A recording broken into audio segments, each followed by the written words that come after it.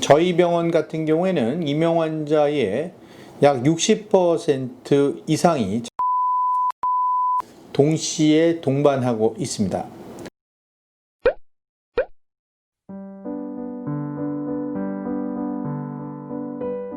이번 시간은 저번 시간에 이어서 이명재훈련 치료 중에 소리 치료의 치료 원칙 세 번째, 네 번째의 주제를 가지고 말씀을 드리도록 하겠습니다. 세 번째 치료 원칙은 소리 치료를 할 때에 외부에서 주는 소리의 종류입니다.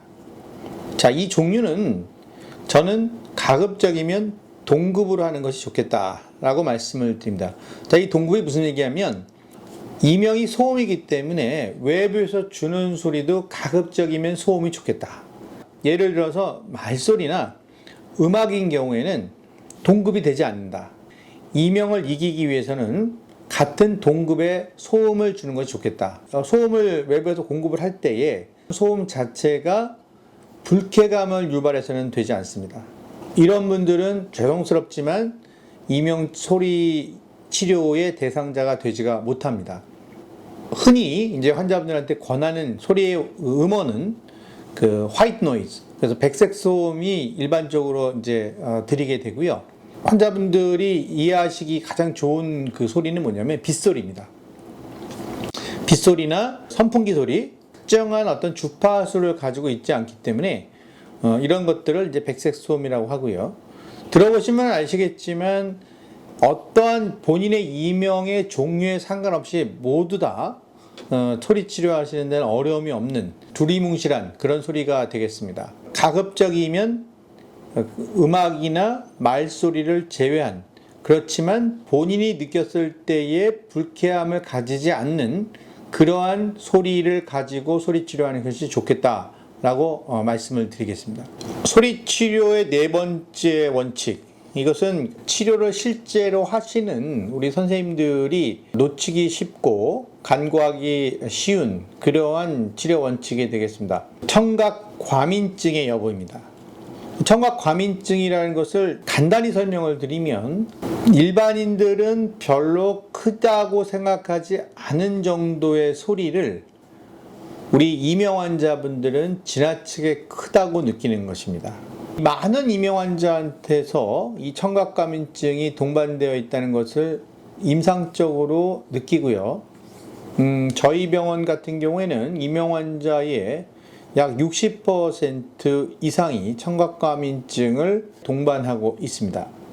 자, 이명 환자의 반수 이상이 청각과민증을 동반하고 있는데요. 이런 분들 중에서 우리가 소리 치료를 시행을 했을 때 문제가 되는 것은 뭐냐면 우리가 외부에서 주는 소리 역시 소리지 않겠습니까? 소리에 대해서 굉장히 민감하게 반응하는 귀에다가 자기 이명에다가 얹어가지고 소리를 주는 거지 않겠습니까? 그러면 귀가 좋아할 리가 없죠.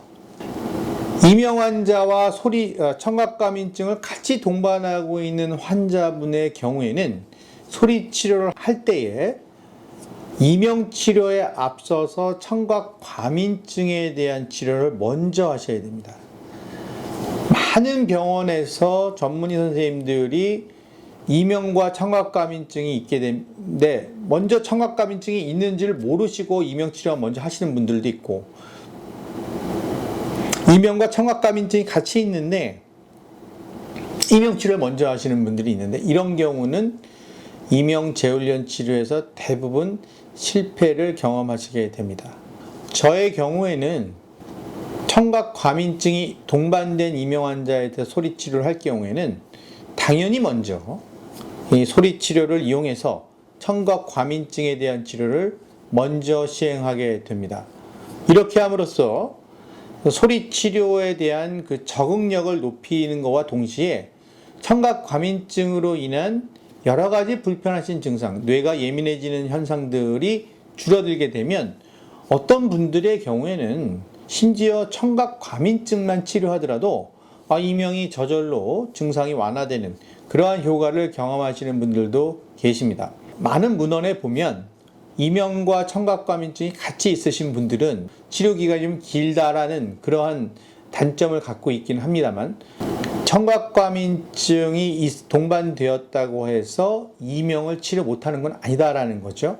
청각과민증의 동반 여부는 병원에서 이 환자의 병력을 청취를 하고 검사실에서 몇 가지 검사만 해보면 청각과민증이 있는지 없는지 여부는 금방 알 수 있기 때문에, 혹시 지금 이 방송을 보고 계신 분들 중에서 본인이 이명이 있는데 청각과민증에 대한 문진이나 여부에 대한 검사를 전혀 받아보신 적이 없다 하시면 세심한 접근이 조금 떨어지셨을 가능성이 있기 때문에 주치의 선생님들과 상담을 좀 해보시는 것이 좋을 것 같다라는 것을 말씀을 드리겠습니다. 자, 이렇게 지금까지 소리치료의 원칙, 4가지 원칙에 대해서 말씀을 드렸습니다. 소리치료는 부작용이 없습니다. 부작용이 없는 가장 큰 장점을 갖고 있습니다. 그렇지만 치료 기간이 길다는 단점이 있습니다. 환자분들을 지치게 하는 그러한 치료이면은 분명한 사실입니다. 그렇지만 지금 제가 말씀드린 이 4가지 치료 원칙을 꾸준히 지켜나가신다면 80% 이상의 치료 효과를 보고하기 때문에 분명히 이명 환자분들 극복 못하시는 증상이 아니라 이명을 조절하실 수 있고 또 불쾌감에서 해방되실 수 있는 그런 날들이 올 수 있을 거라고 생각을 합니다. 감사합니다.